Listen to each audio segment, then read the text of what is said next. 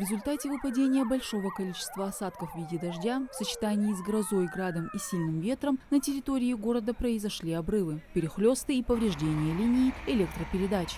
Авария на подстанции. Такая информация в МЧС Республики по легенде поступила в 9 утра от диспетчера Единой дежурно-диспетчерской службы Назрани. Органы управления и силы Единой госсистемы предупреждения и ликвидации ЧС сразу же выезжают на место и оценивают ситуацию.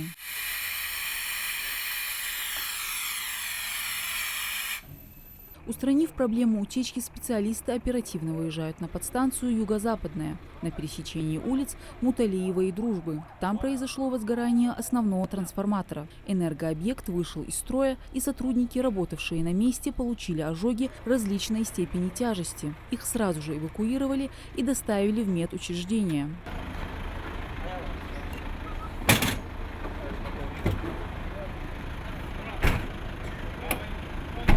Аварию на подстанции устранили. Пострадавшим оказали необходимую помощь. Спецслужбы действовали слаженно и оперативно. Выполнили поставленные перед ними задачи. Такую оценку они получают за работу. На тренировке задействовали 15 единиц техники РСЧС, МЧС и 45 человек личного состава. Данного рода ЧС на территории республики не происходило давно, но для предотвращения мы проводим такого же рода учения на территории республики.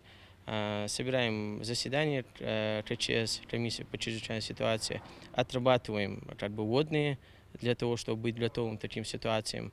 В результате аварии на подстанции без электричества оказались более 3500 частных домовладений, 10 многоквартирных жилых домов, 8 школ города и другие объекты. Повреждена кровля 47 частных домов и различных организаций. Нарушены условия жизнедеятельности более 47 тысяч жителей города. У них есть возможность обратиться за помощью. Через единый государственный портал госуслуг, это через МФЦ и напрямую в администрацию. Отрабатывались мероприятия по рассмотрению их заявлений и принятию решений по ним.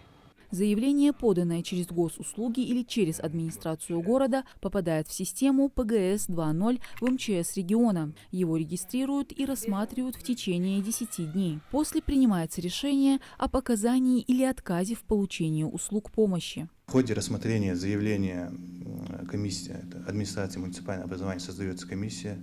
Данная комиссия выезжает по месту жительства пострадавшего для подтверждения факта проживания данного гражданина по данному месту и также подтверждения ущерба. Составляет акт, и данный акт направляется в МЧС Республики Ингушетия.